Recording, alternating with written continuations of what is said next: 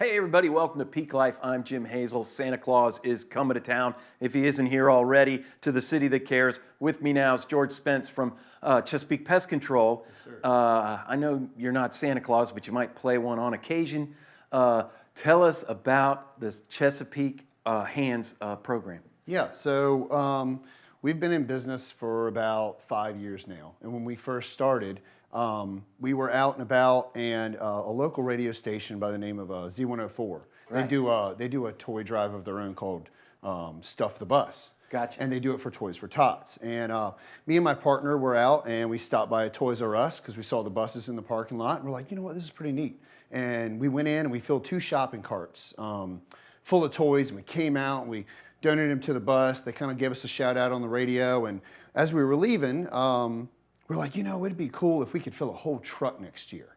And so we decided, you know what, let's shoot for that next Christmas. Well, as the year went on, One of your pest control trucks or just a truck? yeah, just kind of bring one of the trucks up there and Okay. have the guys involved and all yeah. that kind of thing, and just kind of make it more of a morale booster for the company as well. And I do a lot of work with the Kiwanis Club of Chesapeake. Yeah. And so we kind of derived an idea where it was kind of the same aspect of what Toys for Tots does, but it's on a more local base. So we're collecting a bunch of, so anyway, that's where the idea for Fill the Transit came from. Fill the Transit, like a Ford Transit. Yep. a So smaller we have Ford van. Transit Connect vans, and that's what we use to do our services with. So our goal was to see if we could fill one of those with toys.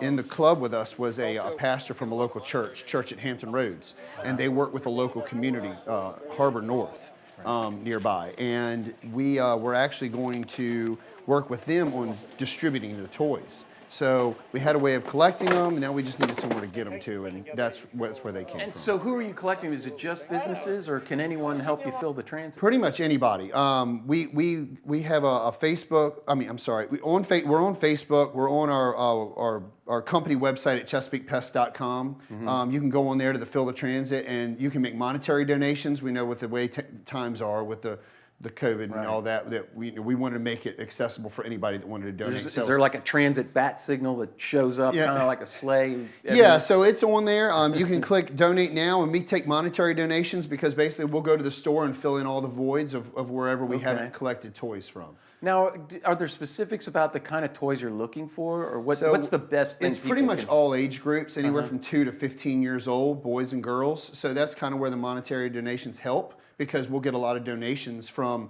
a lot of people, and they might be very heavy towards younger kids, older kids, so we can go to the store and kind of fill in those areas. Oh, okay. Yeah, the church kind of sets up a tent every year in that neighborhood, and we come out that Saturday, and all the parents are able to come out and shop for their kids for free. But let's be clear, especially during pandemic, we want new toys, not used toys. That's correct. We want new, unwrapped toys. We just don't want to take any chances. Yeah, unwrapped. Now, why that? Well, so you know what you're getting Yeah, so out. we know they're exactly Okay. new. We don't want broken things. We'd hate to give some stuff to kids that just Unwrapping. That's just right up my alley. yeah. Well, man, so what's the response been? I mean, It's been great. We've been doing this for 3 years.